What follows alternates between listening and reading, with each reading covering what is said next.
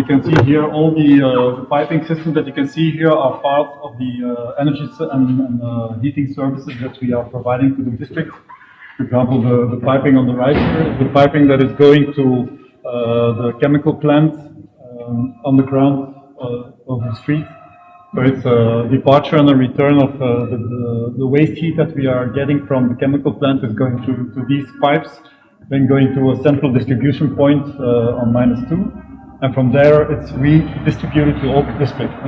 So, for example, the pipes, the large pipes on that side are the main piping to power the heating system of the building phase that is under construction for the moment. So everything is already in place.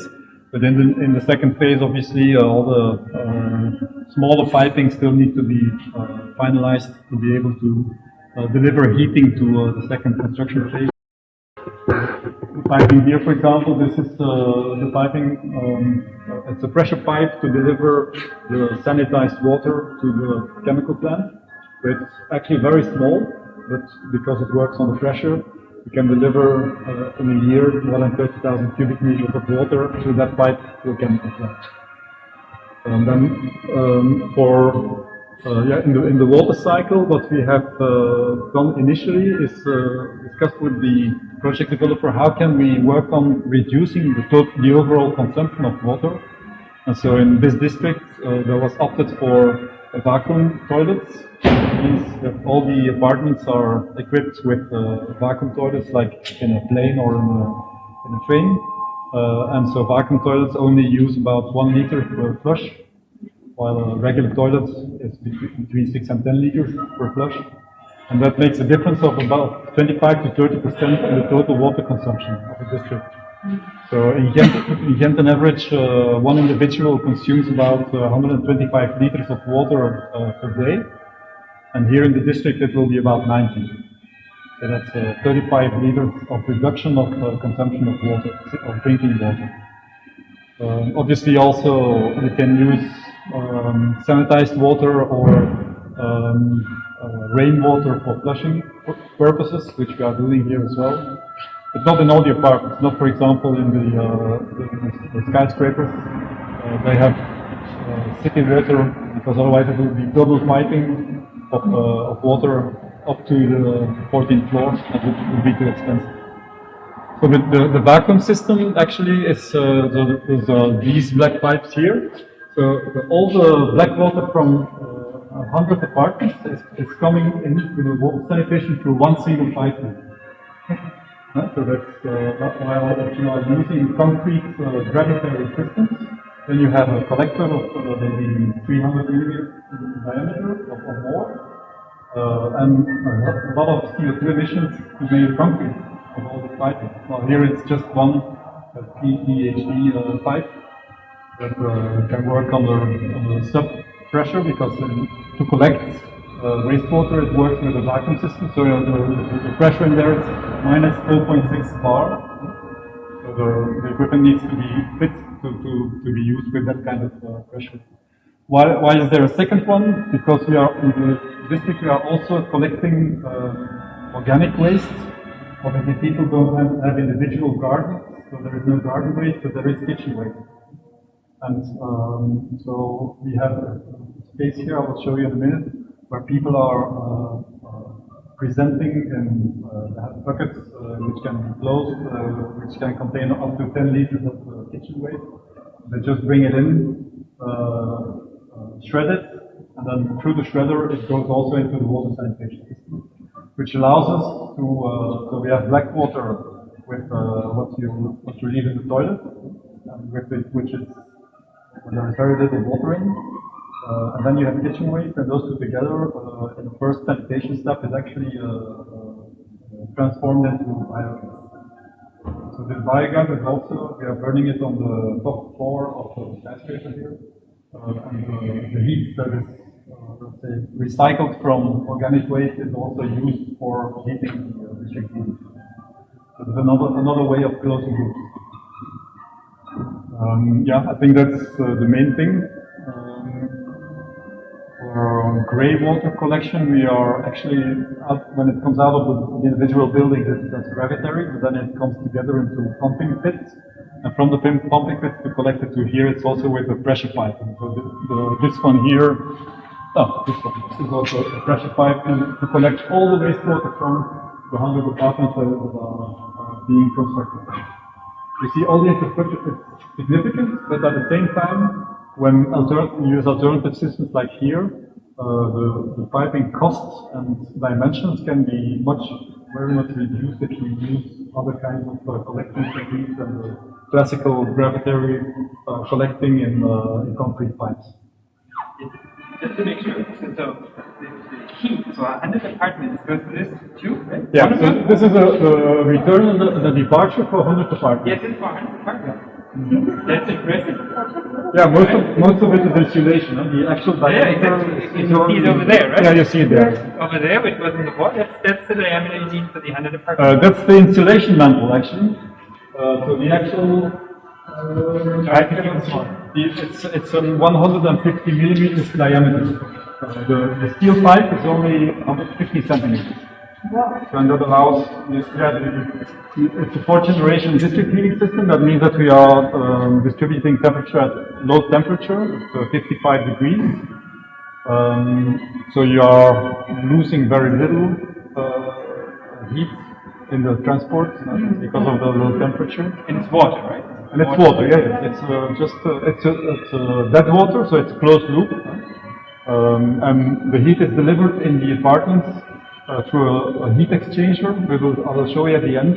It's just a small box with two heat exchangers, one for to produce sanitary hot water at 45 degrees, and the other one is a variable temperature which delivers heat for the floor heating.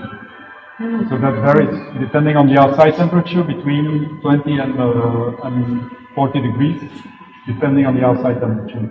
Yeah, for the heat regulation, we have a central digital heat station in this on this building, which measures wind, rainfall, solar, temperature, of course, and all those parameters are taken into account in deciding on, let's say, the temperature that you need to deliver to the dwellings, or to have sufficient heating at the lowest possible temperature.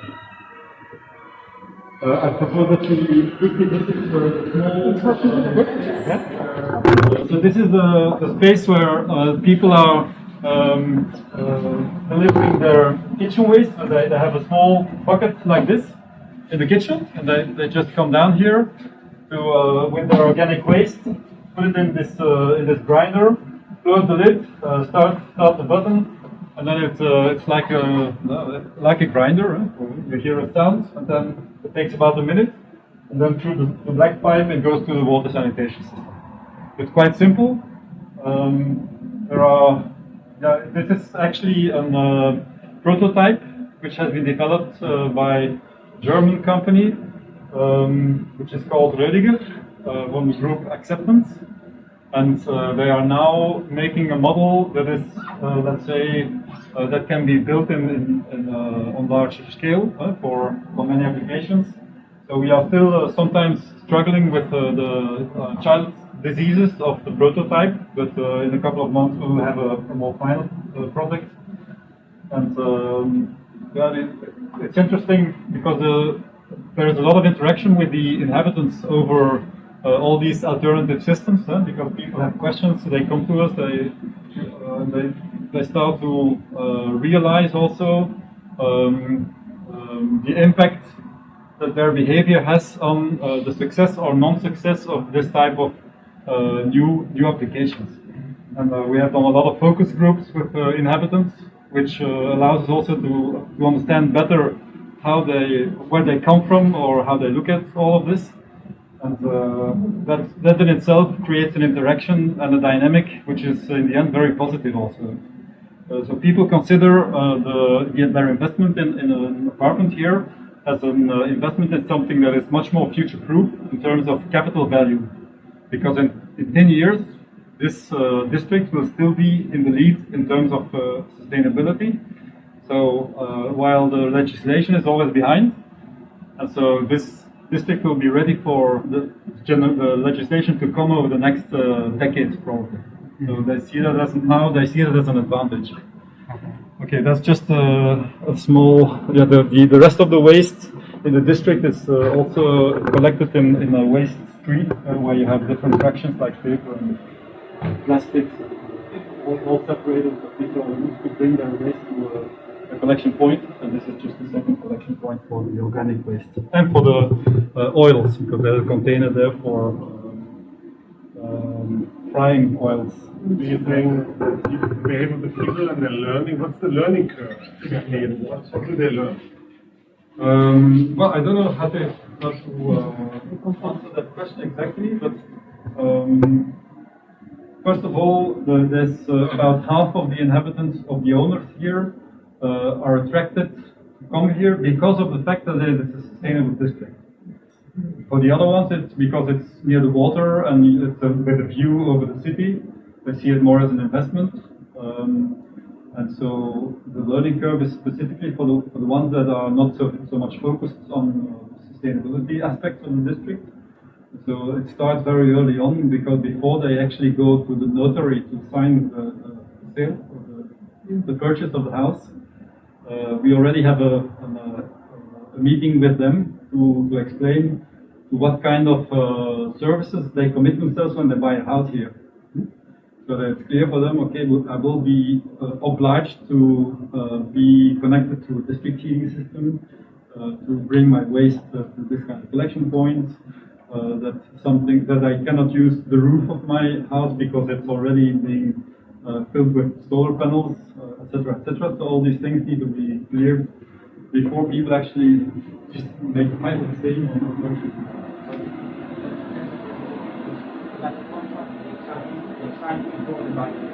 When they buy the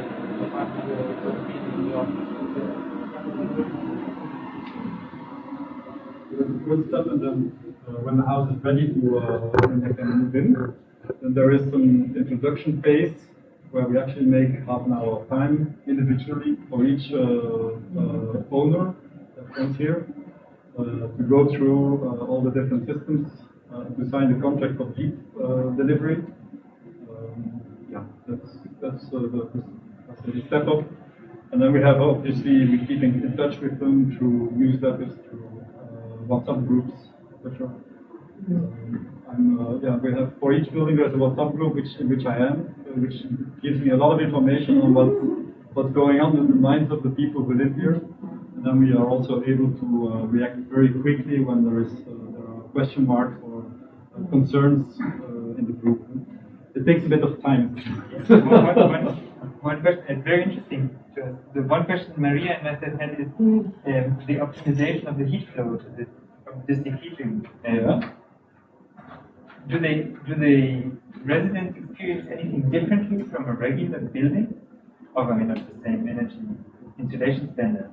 When they turn up the heating, does it respond the same way as a usual floor heating would do, or do they already have a different? For the moment, we have not made any inquiries to the inhabitants to, let's say, to accept that their comfort demand would be changed in function of the available waste heat, for example. So at the moment it works as if it was normal heating. That's right. But when the whole district will be finished and the heat demand will be maximum, then we will be able to have more constraints if we want 100% of renewable heat. Then we need to adapt the heat delivery more or less to the availability of waste heat. And then we will go to a phase where we ask inhabitants if they are, for example, ready that we heat up an apartment not at 7 in the morning when they get up, but for example starting at 4 in the morning when there is waste heat available. So that you would actually make a discrepancy between the demand and the delivery in function of the sustainability of the availability of sustainable heat. But that's something for which we don't have a learning curve yet because we haven't tried it out. If you can follow me now here, the video again. So we are going now through the waste treatment, the wastewater treatment system. Starting here is the chemical storage. So there's a lot of chemicals used in wastewater treatment. And then we go downstairs to where our fabric or our production site for, and I will try to explain a little bit there, but I'm not a specialist in wastewater treatment, so I will keep it a little bit general. And also it's quite noisy there, so I'll see what I can do. So, but starting here is the chemical storage part. You can see all these different cabinets have different chemicals that are being used in processes, and they are automatically being put into the containers where the treatment actually takes place. You can follow me on this way. But I think to accept that as the comfort zone, not guaranteed.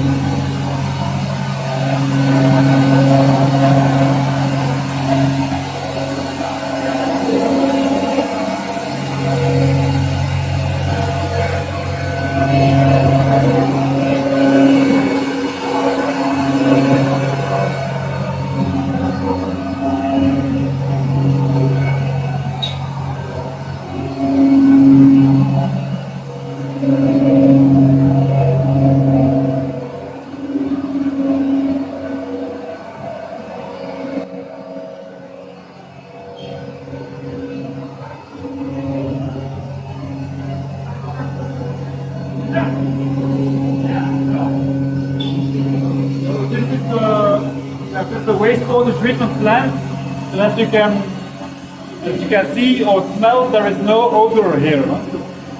So obviously it's in the middle of an inhabited district, so it needs to be a point of attention for us that at no point in the process there are any unwelcome smells. The carbon filters that you see here, this is one step of the odor filtering. So all the cylinders that you see, all the air that is coming from there is being filtered through these, and then it's being transported to the roof of the building. There it goes to a second layer of filters before it goes to the atmosphere. So that neither in the basement, neither on the roof, there are any odors which could be harmful or disturbing for the inhabitants. Now here we have two different sanitation processes. One is the sanitation of black water, toilet water and kitchen waste, which is being treated in the big square cylinder in the back. So that's actually our methanization process. So their organic material is being eaten by microorganisms and being transferred into methane. And the methane is then going to the roof, and they're being burned as biogas, being burned and transformed into heat. Therefore, the grey water that is assembled here, a number of containers there which are treating it, and that is an aerobic process. So, black water is anaerobic, grey water is aerobic, also with microorganisms, and they particularly need a lot of air to clean the water. So there are blowers who are constantly blowing air into those containers, and that is the air that gets the smell and needs to go through the filter system. And the final step of both processes then in here, that's actually a membrane filtration step. You can compare it to a coffee filter, where the water is actually poured through a very fine filtering system, and what is coming out is actually clean water. It's completely transparent, odor and colorless, and the content of it, it's maybe a little bit more salty than drinking water, but it is actually clean water. But it's not, it cannot be used for consumption, obviously. It's a compressor to make compressed air. The other one.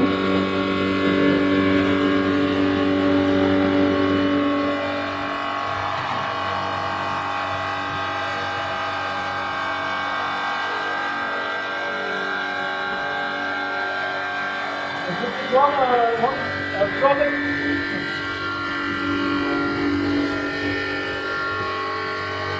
That's a product that we distilled from the water sanitation. It's actually a fertilizer. So all the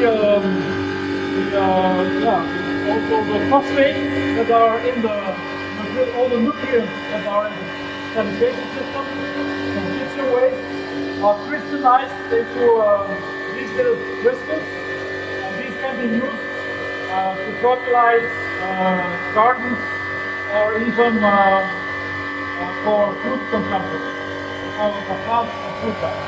That's for consumption. Yeah, you see.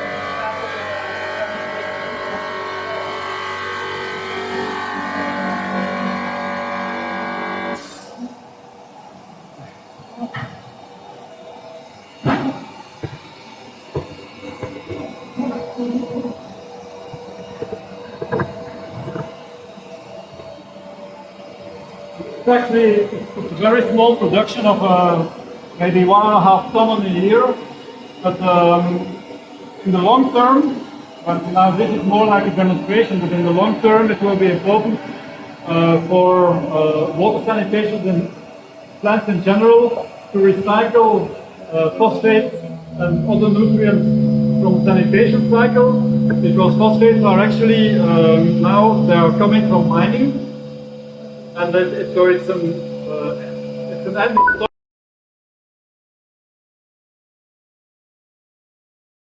that is coming by once a week for more or less half a day to do the general maintenance. And then we have from our own team once or twice a week. It takes maybe a couple of hours for things that we can do ourselves.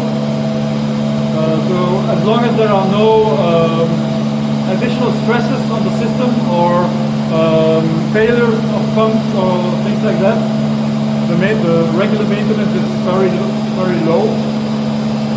But of course, it happens now and then. For example, people sometimes throw things in the toilets which do not belong there, and then you get an obstruction in a pump, and then an engineer or technician needs to come to open the pump and clean it and get it back on the road, and that's additional. And there also the learning curve for the inhabitants is very important.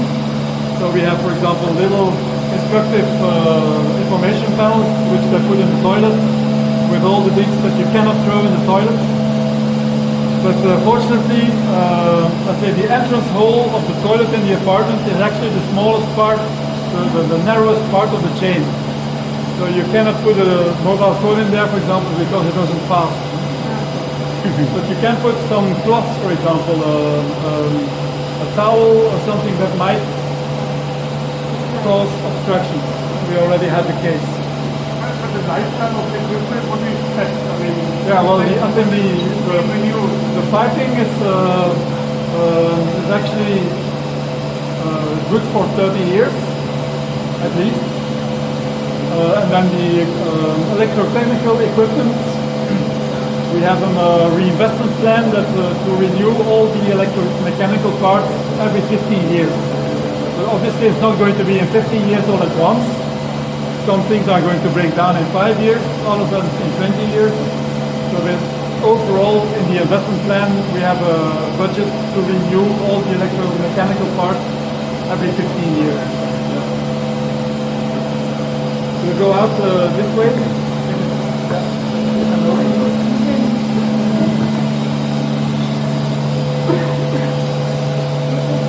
So there was a question here. There was a question here about how do you manage to let's say, to organize a business model around all these investments and all earning back the investments and the costs of the maintenance, etc. So the two major income sources for Ducoop, which is the energy service company here, are let's say the sales of heat. So we have a heat contract with every inhabitant, and then for the water sanitation, the local water company is invoicing to the inhabitants the water consumption, which also contains the cost for the sanitation. So it's about half of the cost of the water. I think a cubic meter of water is about €5, I think, here in Ghent. And so half of that is going to sanitation and half to the production of the drinking water. So we receive from that company €2.5 per cubic meter of water consumption in the district. And with that money, allows us to do the investments and to pay for the maintenance. Meaning you don't charge more for water than the regular houses? So the basis was always, if it's not, let's say, competitive in terms of costs to live here with another district, that would be a major disadvantage for the district to sell houses. And so the business model is constructed around equal treatment of the inhabitants. Yeah. What if the selling of apartment is very, very slow? So you have the system that works 20% for that's the case now. 40, then 60, then maybe. So we have in the business case, we have planned in advance that there will be a lot of investments upfront, of course, because this water sanitation plant is going to treat all the water from the district, not only from this building, but it's already there. It's already paid for. The system work also with a few quantities. So the technical aspect of let's say underuse of the capacity that was studied in advance, and so it's feasible, but it has disadvantages clearly because some of the costs are as high as if it would be on full capacity. So financially, it's a big disadvantage. Yeah, but for that reason, it's also important for us that the building and the sales are advancing on schedule. But in our initial business case, we have actually predicted with the project developer that the total construction phase would be about 8 years, from 2018 till 25, before there is full capacity. For how many? About 12,000 equivalent inhabitants. 1,200 inhabited equivalent. No, I mean total cubic meters. Leven told me it was like 12,000 equivalent inhabitants. No, sorry, it's 400 apartments and the 400. Yeah, so times 2.3 is 1.2 thousand inhabitants. Not so many. No. It's not huge. It's not huge, but it's for Belgian standards, it's rather a big district. Okay. Think about the square meters and how many man it is. It's 50,000 square meters. 50,000 square meters. So there's about 40 something square meters per inhabitant. Which makes sense, an apartment of 100. 8 years is a good time. I mean, for 400 apartments. And how is it compared to other districts where they don't have the same technology as you have? The cost of living here. You mean the sales price of the apartments? No, not only the sales price, but also the monthly basis. No, what you pay for heat, what you pay for electricity. Is it cheaper to live here? No, it's not cheaper, but it's comparable.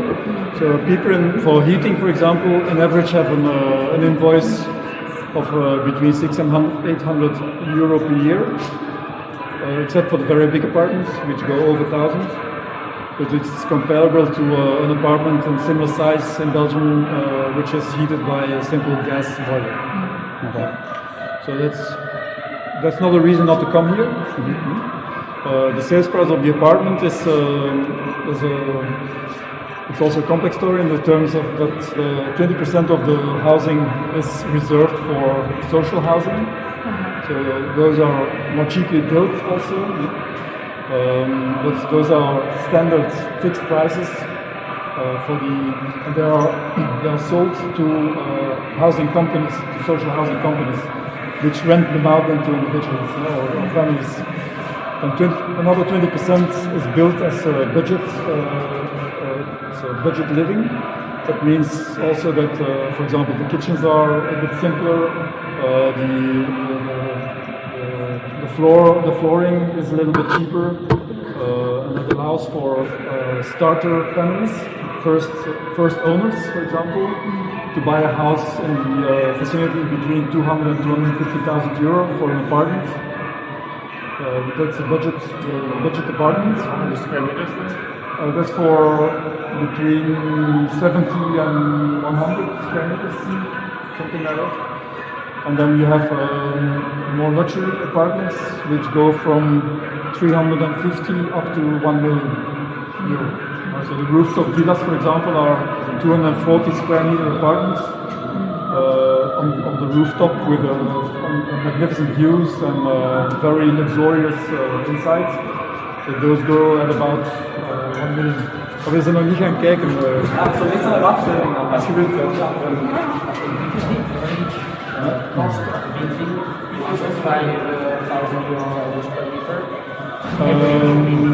Well, if you divide 1 million by 250 square meters, it's 4,000. No, I mean the cost of heating. Of building? Well, that's not my portfolio, so I don't really know. I hope, no, they always tell me that they make very little profit, but I don't really believe it. Very little, yeah.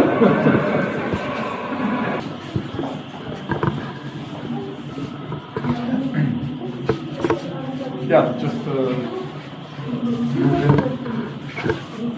okay. So this room is actually the vacuum room. And so you have you can see here on this nanometer that the system is working on minus 0.6 bar. As long as the vacuum piping is on that level, we are able to collect the toilet water from the whole district.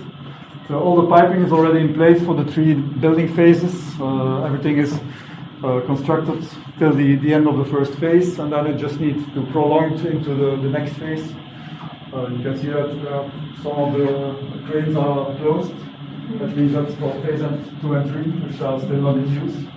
But then, so this is a buffer tank. The pumps here are creating the vacuum. And they only work, now you don't hear them because they're quite noisy, but they only work obviously when people are using toilets and when the pressure is going up to 0 bars. When it goes to minus 0.4, for example, the pumps will start working to bring it back to 0.6.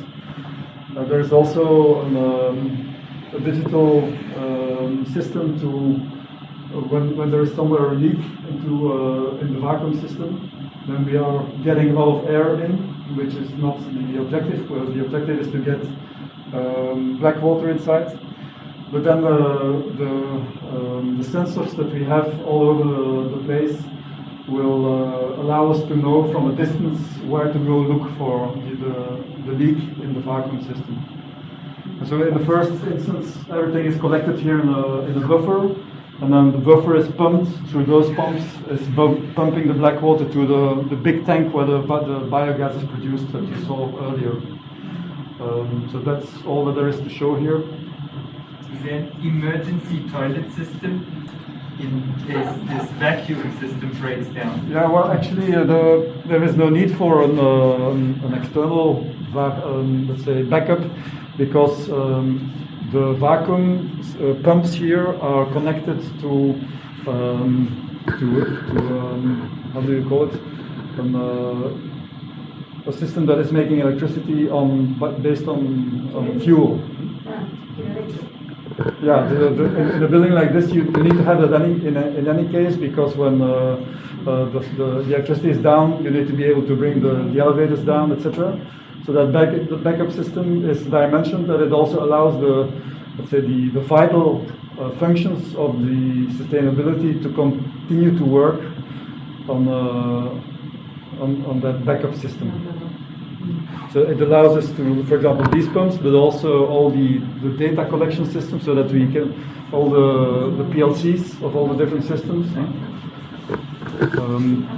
So you will have noticed by now that all the systems that I've been showing, we'll go to another room in a minute, but all the systems that I'm showing you are working autonomously on their own PLC programming. So you see behind you there is a screen that shows, that's just a display of the Siemens PLC that is inside there, and that is actually programmed to be able to work completely autonomously.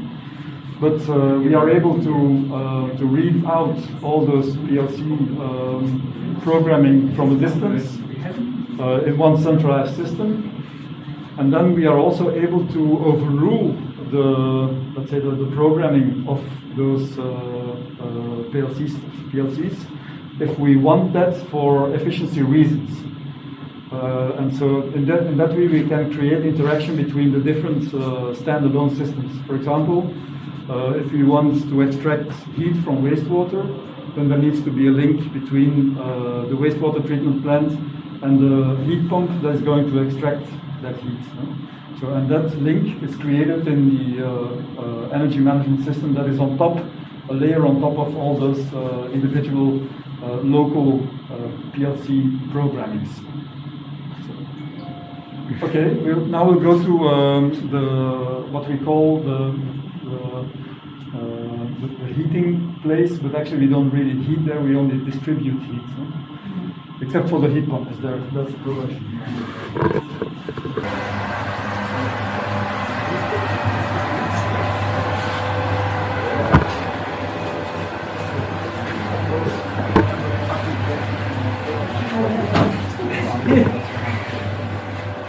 Okay, so this is the last technical space that I wanted to show you. As you can see, all in all, we are using quite some space in this building for technical equipment. There is an agreement with the project developer that this is being put available for free. In return, they are able to reduce costs also on their side, because normally in a normal construction, you would, for example, have a larger technical space in each apartment, which is now unnecessary because there is a lot of collective techniques, and so the space is given available for free. But obviously, everything that's in it needs to be invested. So what we have here is the distribution of the heat that comes from the chemical plant. So it comes. We are actually returning the cold water once it's been used here. The cold water is the blue side. Mm-hmm. That is pumped to the chemical plant. Then it comes back to the red on the red side. On the red side, then it is pumped to the different buildings in the district.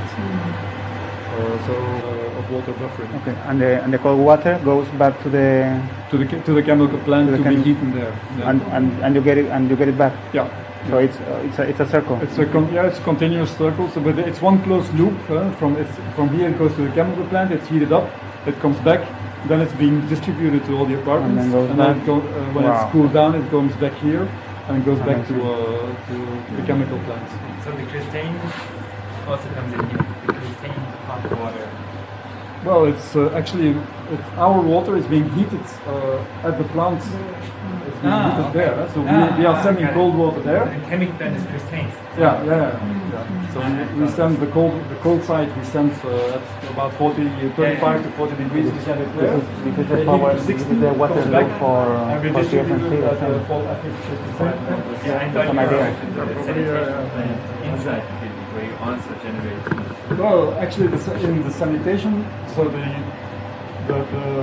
wastewater after treatment, before we send it to the chemical plant, it comes by here through the heat exchanger behind this big thing here. This is the heat pump. This is where we actually extract the waste heat from the locally collected sanitized wastewater. So this is the only production unit inside this space here that we have to produce warm water. And it only works, now it's silent, you don't hear it, but when it works it's noisy. A heat pump, it's a big heat pump that can produce 125 kilowatts of thermal heat. at a temperature of 55 degrees.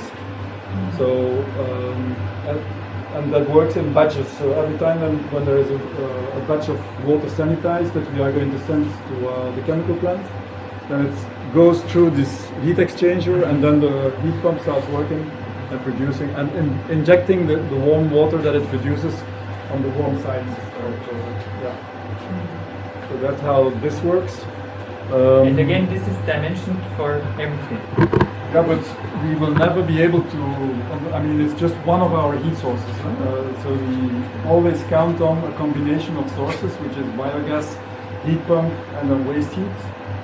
If the three together, which are all three sustainable, are still insufficient, then there is, we have owned by us also a backup system on natural gas, which we don't want to use. It's not necessary, but sometimes, for example, normally it's dimensioned that we'll always, even in the coldest winters, have at least 80% sustainable heat. And in the coldest days, we might have to add 20% of heat produced by natural gas to be able to fill the whole heat demand. So, but there again, smart handling of the heat demand might reduce those 20% of natural gas to almost nothing. If we are able to get agreements from individuals that we deliver heat when they don't require it, then the peak heat demand will be lower. So it's the same as with electricity. You can start balancing heat demand based on what people are requiring.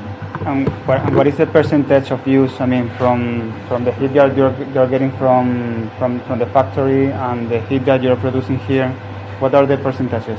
For the moment, yeah. For the moment, it's not so excellent because the pre-study that was done for the waste heat at the chemical plant was much more promising than what we are actually getting now, and so we agreed that they have an investment program which unfortunately only will be enrolled in the first semester next year to uncouple additional waste heat from a CHP system that they are only investing in the first months of next year. And that will deliver much more on a much more regular basis waste heat than what we have now. Now they have a lot of waste heat, but they are delivering in huge peaks of 3-4 megawatts at once, which we cannot absorb in our system, and then for many hours there's nothing. So, and on their side they don't have balancing capacity, and we don't have balancing capacity either because the buffering is very little. Okay. So even though there is in theory more than enough waste heat available, we cannot absorb it in our system. For that reason they are going to shift to a different heating system with CHP, which allows them to have more than 8,000 hour production in a year, and that will guarantee a number of kilowatts every hour of every day in a year that will be available in terms of waste heat from next year onwards. So we need to improve there, but for the moment I think we only reach about 50% of waste heat because of those peaks. Maybe Lido will explain that more in detail later. So what else is there here? So there's general electric cabinet, which is the central heart of the whole electrical story, which will be explained more in detail through a presentation by Lido. But it powers, for example, all the charging stations that already are in place and in use in here. It also regulates the use of electricity for the different systems like the water sanitation or the pumps here.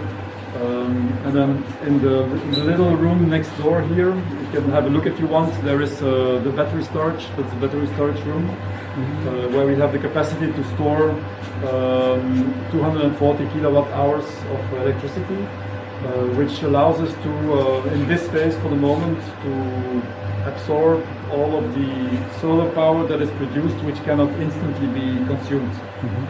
So if there is no one charging, for example, we only have the base load of our techniques, then in a sunny day in summer we'll have 3 times as much solar power as we need, and we can inject all that in the battery and then use it at night or when we use the heat pump or whenever.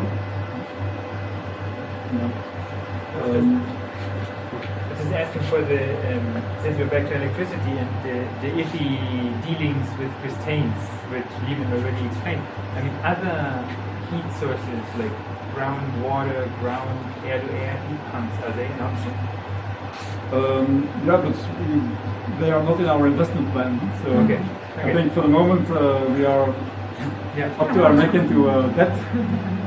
So obviously it was scheduled for that the waste heat that's already available now will be sufficient, but it's not the case. So we need to improve on that. And fortunately, there is goodwill on the side of Christians to do additional investments next year, so that we will get more waste heat. But for us now it's a question of starting to earn some money to be able to pay all those debts back. And additional investments are not really in the pipeline. I will show you maybe Lieven will show that also, maybe here on the little table.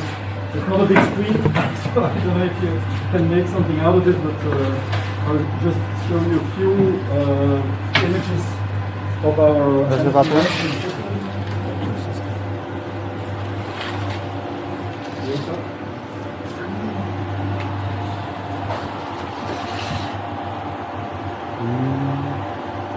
Interesante. These are the batteries. Maybe interesting to know is that so we collect all the individual consumption from each apartment in terms of consumption of water, electricity, and heat. And those three data streams are being fed back to our website to individual clients' portals. And so here you can see, for example, so you have the graphs of electricity consumption from the last 7 days for our office space here. Also the water consumption on a daily basis, and then the heat consumption equally in graphs. But people can then change what they want to read actually. Yeah? They also can change the dates. If they want an overview of the last month or the last year, they can change all that and instantly consult those data.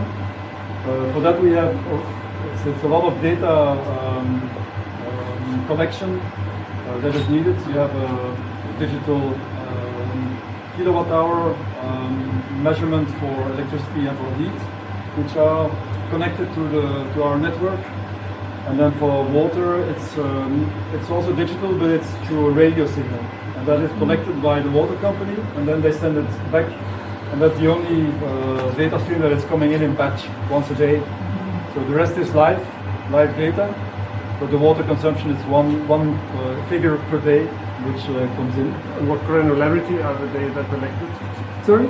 And what granularity are the data collected? Minute basis or 15 minutes? Every 15 minutes. 15 minutes. Yeah, that's the case for electricity. No, for electricity, I think it's 15 minutes. 15 minutes. And for heat, it's actually online every instant. But we only send new data to the website host every 15 seconds. 50 minutes. Sorry. 15 minutes. And 15 minutes. do you know how often the inhabitants like have a look at it? Is it like used frequently? Well, Or? yeah, well, this, I don't know how, we don't measure how frequently they use it, but we know that they use it because when there is for someone a connection problem, we very quickly get a call or people ask what's going on, where are my data,